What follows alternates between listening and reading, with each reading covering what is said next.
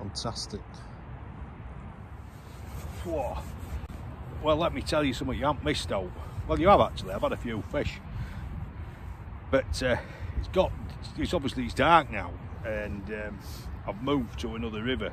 I actually stopped filming earlier on because it was just absolutely siling it down, and I was soaked. My camera were getting soaked, so I've nipped onto a different river.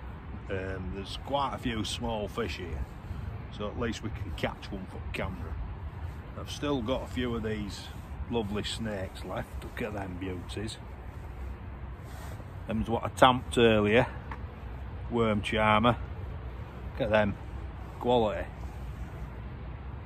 So hopefully we'll get ourselves a barbel. There's a lot of small barbel here, but there's some right big ones. So I'm going to put a small fish rod out on tip with worms. And all I'm going to do, right, get one of these, get a couple of these lobbies. First one, I'll go down through point at head. Somebody else will say, oh, I don't hook mine like that. Well, you know, there's plenty of ways of hooking lob worms. And then I'm just going to get a slightly smaller one, okay, and then just pull that out of the way, and then go through the tail, okay. So it's like the top and tail. So I've got one through head, and then second one put through tail, okay, like that. And what you'll get is, or what you should get is, right, the one that you've gone through tail, yeah, that obviously they retract and they try and get away, so they don't crawl up and mask your hook.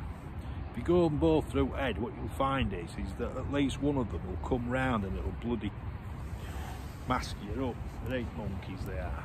And I find this way is perfect. Anyway, you can't see where I'm fishing, all part of the plan. But in front of me, I have got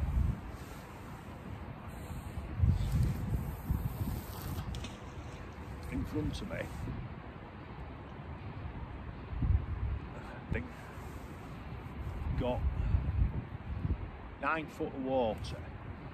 River's got probably best part of 7 foot in it, like. It don't matter, right?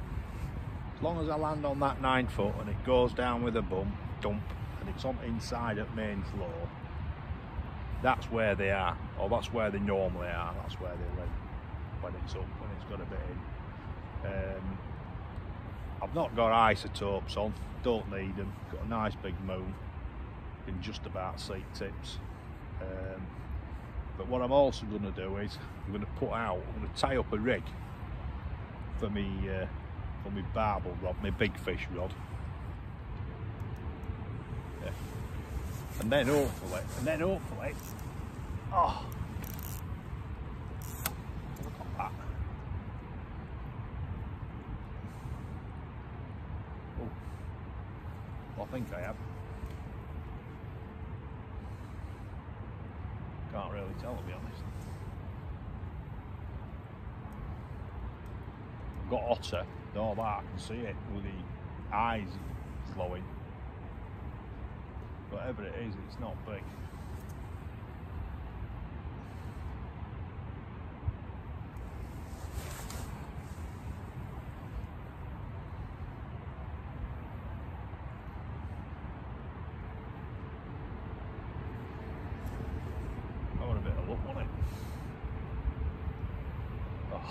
I'm going to have to, excuse me, I'm going to have to go and, oh, it's going a bit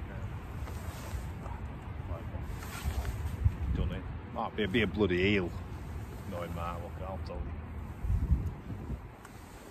I'm just going to have to disappear off camera and put my net, put my rod under my other rod.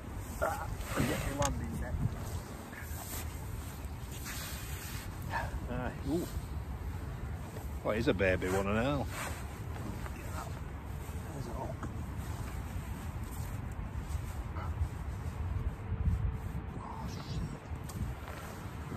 Fucking hook's come out anyway. where it's gone.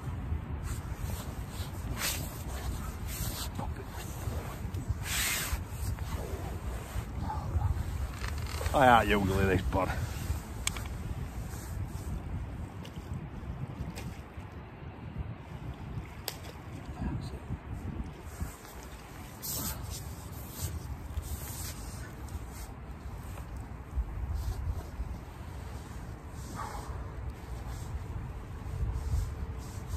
It's that muddy where I am. No, I don't look it obviously there because you can't see, but mini barbel. Hey, hey, hey. Hey, look at that. Look at that little beauty. Eh? Marvellous. Fantastic.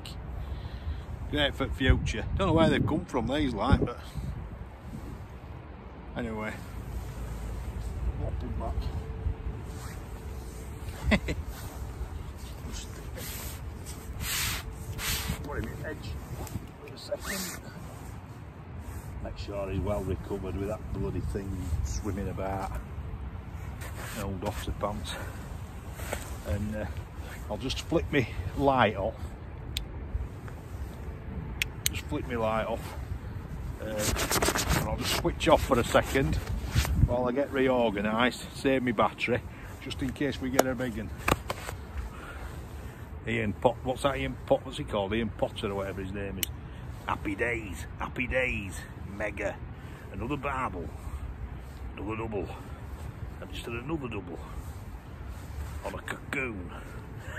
Cocoon. Bloody cocoons. Cocoon, they're all cocoon mad, aren't they? Right. Happy days. Shite, look at it. It's just crap. Crap. No matter where I cast. The snakes are still there, look. Just had a bit of a sharpish tug on that pace rod. Probably a chub that.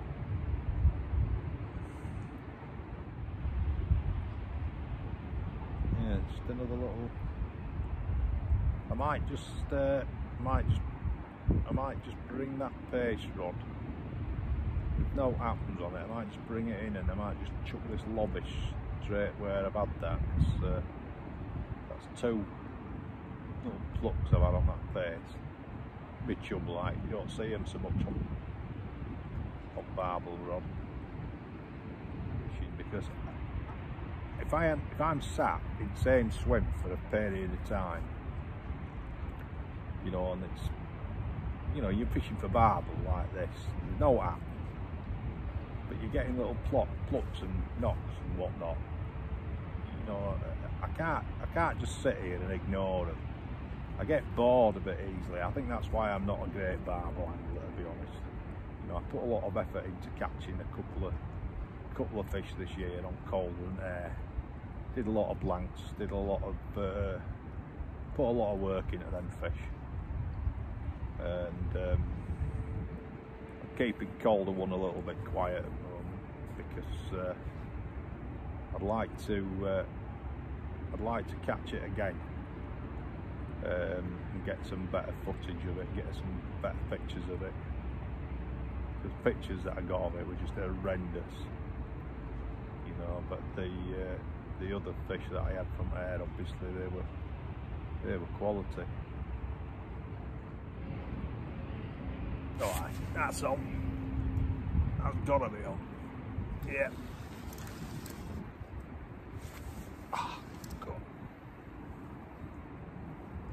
Yes! Oh, it feels like a better one and all. But it did. Doesn't feel like a better one now.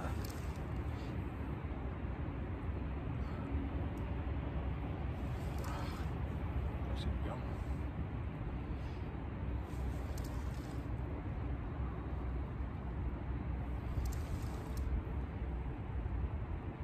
It's nodding. Do we know?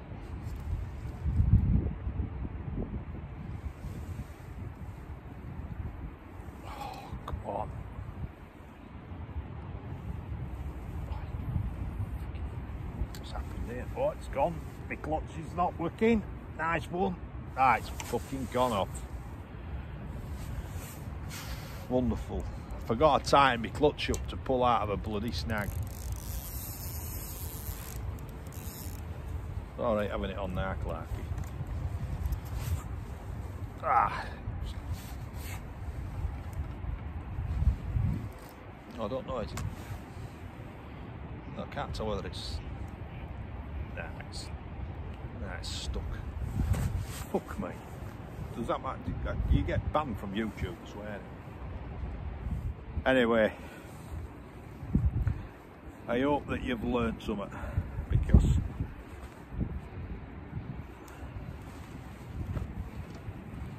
there's one thing for sure, right, and that is, if you ever just put like a little reminder in your nut that if you pull for the snaggy, tighten your clutch up, the first thing you do is reset it. You know what I mean? I mean, I'm sort of sat there thinking, oh, it's coming in, it's coming in, it's coming in, and that's what happens with them at this time of year, isn't it? And then, of course, it gets into where there's a tiny bit of, where it is, there is a little bit of floor.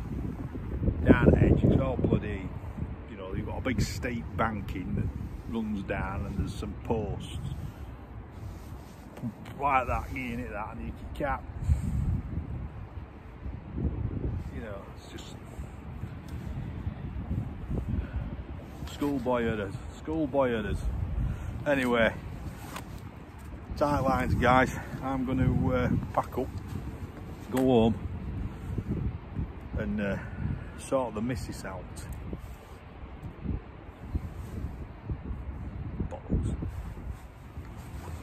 Just a little addition to this, right? So I am going home, but I've just put my big video light on, my camera light. If you've never, I swear to God, I have got nothing to do with Fisky, alright? As much as I love him to bits. But these are Fisky's run rings, right? If you've never used them, trust me, right? They are absolutely fantastic. Alright, now, Fisky's fantastic feeders, that's what they call them, isn't it? But these are what they are, and I hope you can see this. Right, it's a ring. Okay, the best run rings I've ever used, and I'm not a run ring man, I'll tell you. But these are brilliant. You see, they're a ring that runs on your line. Right, and then what you've got is you've got a sliding sleeve there. Okay, and a little plastic. Got a little plastic, like a hook, like a little curtain hook is. Right, and all you do is you get your lead, right, and you just pop your lead onto that curtain hook, right, see, like so. You just pull that sleeve down, right, over gap, right, and you get a right nice little neat run setup. Fantastic. But the lovely thing about them, this is what I like about them most of all, right, is that when you get in a snag, or if your lead or your feeder gets in a snag, as long as you've got the right tackle on, right, and you pull, right, it snaps, right, it snaps the run ring, so it just breaks off, right, and your lead stays where it is. And the amount of fish, not that one I've just lost, that would just forget that one. That would just me being a knob. But the amount of fish I've landed, particularly on Trent where I fish where it's right rocky, and I've landed the fish and it's come back. I've had a bit of a snag up, I've had a bit of a tug of war, and it's come back with that. Fish is landed and it's come back just with run ring like that. Right. And I don't waste them once they've broke, right? I don't waste them. I keep them and I just use them for chub fishing sometimes. Push a bit of silicone over, and then I just shove, like you know, you can get you know, like leads, little Arsley bomb type things. Well, I've got some little Arsley bombs, right? And I just get some silicone, push it in, and I just push the swivel of the Arsley bomb into silicone, and then I've just got like a little drop off lead, They work fine, you know, they're great. So yeah, give them a try, give them a try. Like I say, I've got nothing to do with him, like, so whether you do or you don't makes no difference to me, but the guy's a good guy and he does some brilliant feeders as well. You owe me a tenner for that Fisky. Anyway guys, I am going. See you later. Ta-da. Where's my shit?